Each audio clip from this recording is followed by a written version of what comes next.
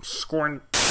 I just want to preface this by saying I think Charlie Ewels has had an actually pretty good tournament up until now and shouldn't be judged as an international player on one go, not even one game, on 90 seconds.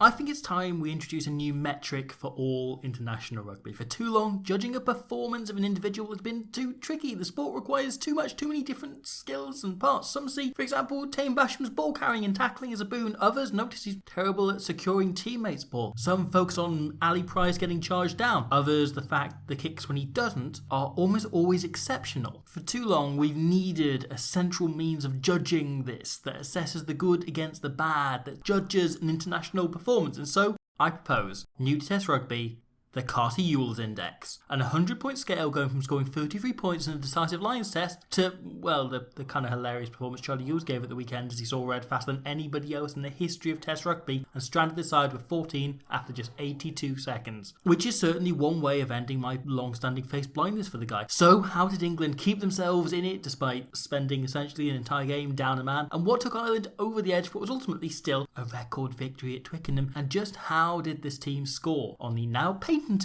kind of Carter-Ewels Index? But let's start with that record low rating for Charlie Ewels because, well, the game did. And now, whilst you had to feel a little bit for Italy last round because their reduction to 13 felt almost as cruel an act of God as him declaring himself fit to play against them this weekend, it's hard to have too much sympathy for England when the red card was all part of a calculated risk by Eddie Jones and his team. During the opening 80 seconds where Ewels was on the field, England make attempt or shape for 12 tackles, and 10 of those are chest or higher shots, aimed to make a dominant contact and wrap up the ball and all. If we look at Ireland since they clicked last autumn, most of their best passages are built around how well their forwards time their passes. It's scripted offloads and fast flicks right as the contact is about to be made. In order to prevent this, England blitz hard and look to hit high, to dominate, to disrupt and prevent passes happening. And frankly, it worked really well. The two low shots from that passage are these: Marchant allowing a successful offload from Joe Johnson's Sex Cup, and then Ringrose here just sees a chance and forces an offload that isn't on. Frustration just allowing England to regain the ball. However, by aiming for the upper torso, England do run the risk of being penalised. They deploy the tactic that would and could disrupt Ireland enormously, but equally knowing referees have been red hot on any contact above the shoulder for about 3 years, and they paid the price once Ewels made contact with the head almost instantaneously, and it lasted the entire game. England eased from maybe 10 out of 12 tackles being upright to 7 or 8 after the red card,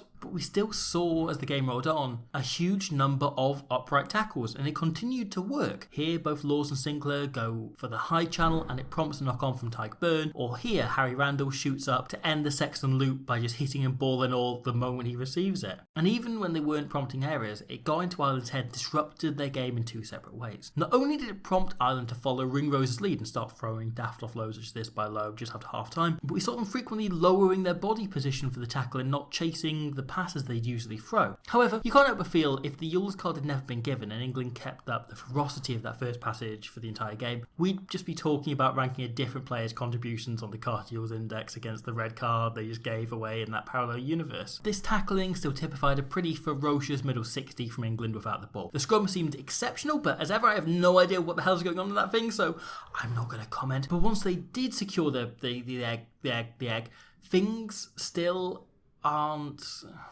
clicking.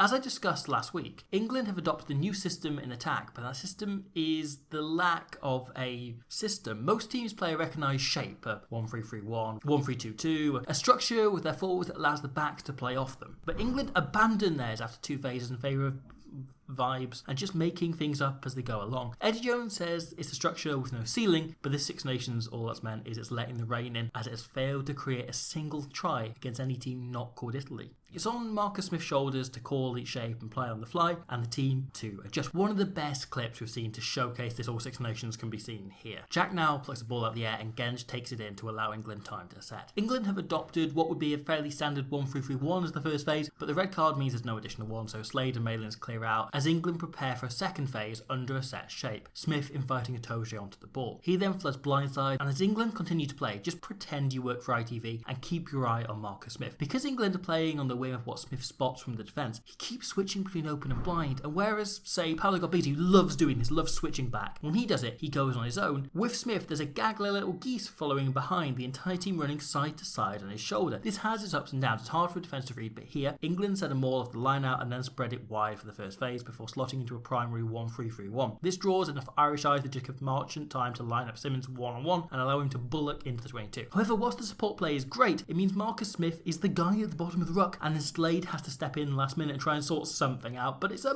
mess. Genge and Don Brandt have different ideas, and it leaves Slade with no options once he gets the ball. With Slade now on the ground and Smith getting up to his feet, Ellis Genge takes over and calls for a kick through. It's not a bad option all considered, but if we rewind, England have lost any semblance of shape almost the instant Smith is off his feet. And part that's because if we're doing Cartier's index scores for Marcus Smith, I think Saturday was probably the most mature performance he's made in a white shirt to date, as this added pressure on his game starts to become second nature. He manages this passage at the start of the second half extremely well, without calling much ball to himself at all. In the autumn and against Scotland, we saw Smith wanting touches constantly, which suits his game at Harlequins perfectly, but it's less effective at test level, and especially in this England team. So seeing him work out when and how it's best to leave play to be sorted by the 9 shows real development over this tournament. Now, this kind of game management is something George Ford and Owen Farrell are sublime at and far more used to, and I think England probably would have been more convincing the Six Nations if they had either of them at 10, but the way Marcus Smith has improved game on game really justifies Jones selecting him instead, and at the rate he's developing, I have no doubts he'll make this attack sing by the Rugby World Cup next year, if not by this year's Autumn Internationals, though, if we're honest, probably not by France next week. However, it's a major contrast to what Ireland are achieving, which has been through its teething troubles patch and now arrived at fully working fashion. The lead up to James Lowe's try just shows how big the gap between the two sides is, as instead of Jackass Sexass, this play is managed by a combination of Gary Ringrose and Hugo Keenan, spotting things and pulling them on the fly, allowing James Gibson Park to just rely on executing instead of decision making. Keenan calling for this crash up in midfield, then Ringrose calling for the ball to miss him here. The easiest way to deal with being a man down when defending is to simply drift harder. A 3-on-2 these days is almost always going the way of the defence, thanks to that old Hall of Fame defender at the touchline. So Slade here is picturing Ringrose getting it, and so he can drift across and push them out to the touchline. Instead, it skips him. Sheehan waits until Slade drifts onto him and looks inside. Rando has gone to block Ringrose, and it leaves nobody marking Van der Fleer, who charges into so much space you'd think he's back home at the Savannah. Stewart has already come up to cover the space, so Van der Fleer only has to draw Smith and set Lowe free to sprint it in down the wing. And whilst England continued to complicate things, the second try by Hugo Keenan was just unbelievable basics. It's small, but Ireland's ball presentation on every carry here is phenomenal, and a lob at the last ruck allows Gibson Park to quick tap it to keep the tempo so high. Then just watch how far Hugo Keenan comes in from. He spots the space and knows how to hit it perfectly. It's a brilliant bit of fullback play. It's just like perfect fullbacking, and it came in amongst a pretty exceptional performance from the guy that, look, if we're doing the whole man of the match has to be from the winning team thing, probably deserves the medal in my book. However, if he doesn't have to, well, let's just say Mauro Itoje's score on the Cartier Index was pretty bloody high once again. Itoje has already been pretty vocal in wanting English rugby to change their big supporters song to something that,